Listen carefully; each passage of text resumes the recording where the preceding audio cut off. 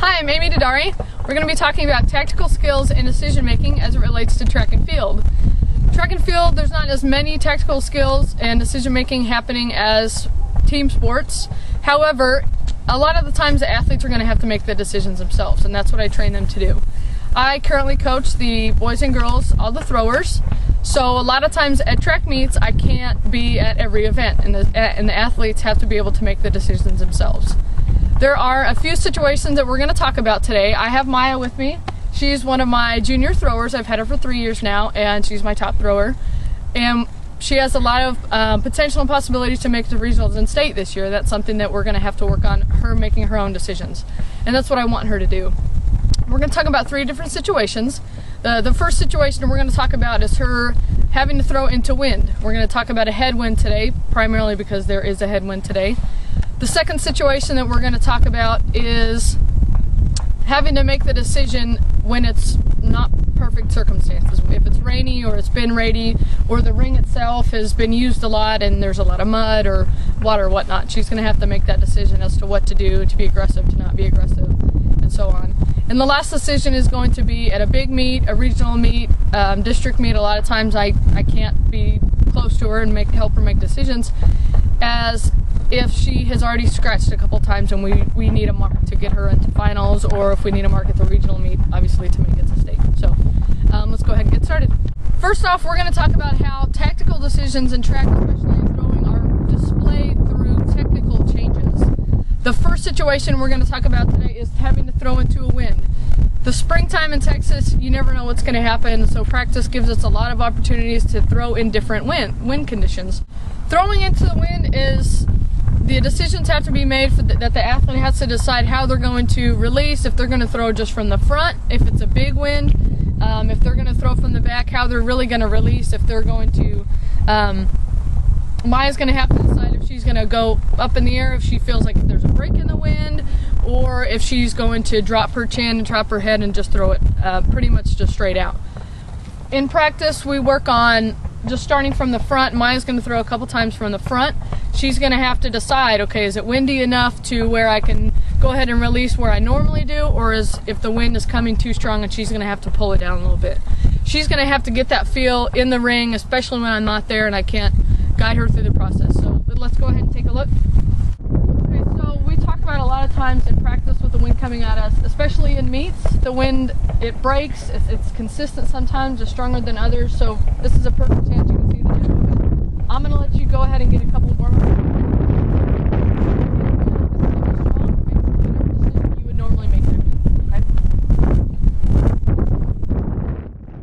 It got pretty loud here with the wind, so I'm going to go ahead and say that Maya threw it. She came over, I talked to her about how her release point and how it was just a little bit lower than what she normally throws it, and that's what I'm showing you right there.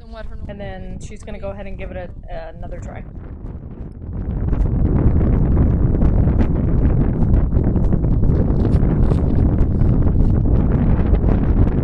And I know you can't see it. How did you feel that time?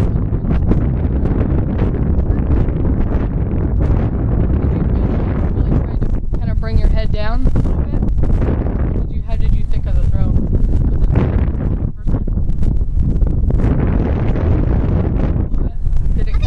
Did it drop that distance sooner than probably what you thought? Okay, so she made the decision.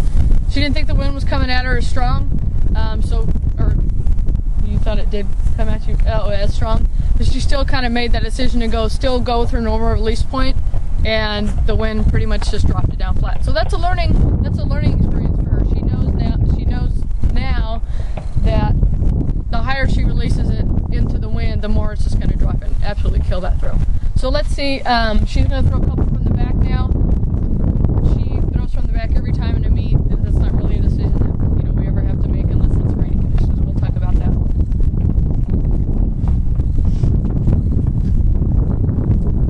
going to go for that wind.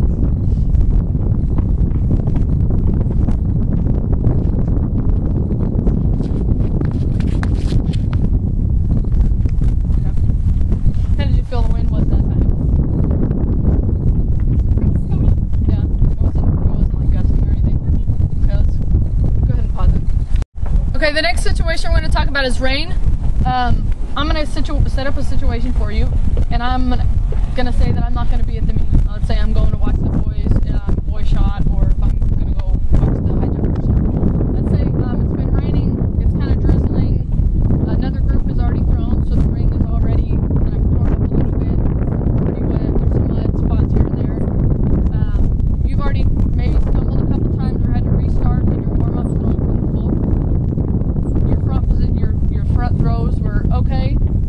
I'm going to let you make the decision. It's not the district meet, it's not the regional meet, so it's not like a do or die situation, but it can be a learning experience.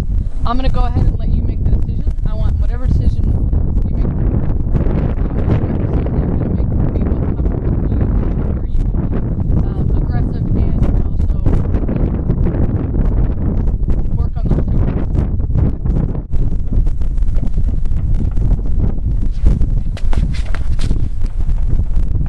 How'd you feel your footing was? Too much turbulence. Do you think that we're gonna say there's rain? Do you think the rain kind of threw you off a little bit, or so? Okay, so knowing that, let's say you have throw left, and let's say you're sitting at 9th place. I'm not sure if you're making the finals or not, because only top 8 go. So.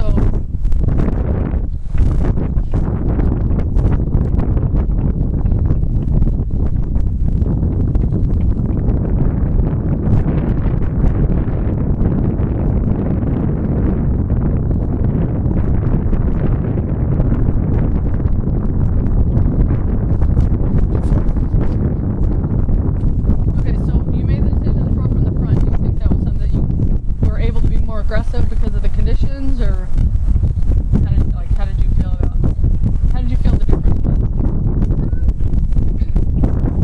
I guess we're more aggressive in the front. Yeah, maybe less to worry about. Or the last situation I'll set up here in just a minute, but it's having to deal with being aggressive and being controlled aggressive. Again, the wind got loud, so I'm going to go ahead and tell you what I was explaining. I was explaining a drill that I go over with my athletes. It's just called spot throwing. For Maya, I would put a cone out at about 100 feet. She'd have to throw it 3 or 4 times to that spot, and then we'll move it back about 10 to 15 feet every time. That way she can get a feel for how much control and how much energy she has to use to hit a specific mark. I want you to get a feel.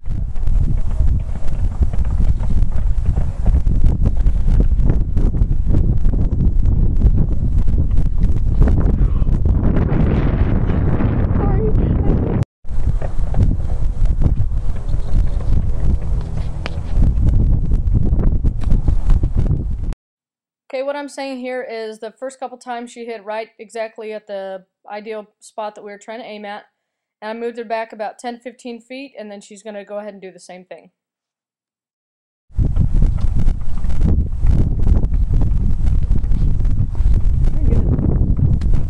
Good. One more.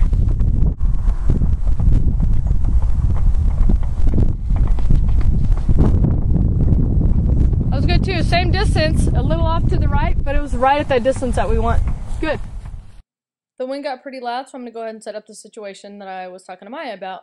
We are at the district meet. She is sitting in 7th or 8th place in the finals, which is no points. She can go out there and be pretty comfortable and maybe get a 5th or 6th place, earn a few points, or she can go out there and be super aggressive, give it a try, maybe make regionals, but also has a chance of scratching.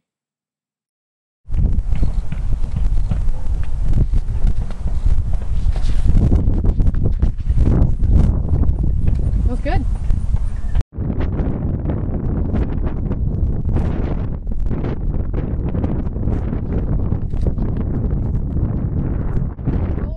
Or you just went out there and gave it everything you had? So you just went out there and tried to put it all out there and see what happens? You good? Are you happy with that decision? So that's been just a few situations of being able to make tactical decisions and work on decision-making skills in track and field, more specific throwing. A lot of times, the older the athlete gets, the more tactical decisions and skills I more or less allow them to make, because they know more, they understand the situation, they understand the outcomes, the cause and effect of everything. So again, thank you today, and I thank Maya for coming out here and working out with me. That's been her first time all year, so she did a great job. So thank you.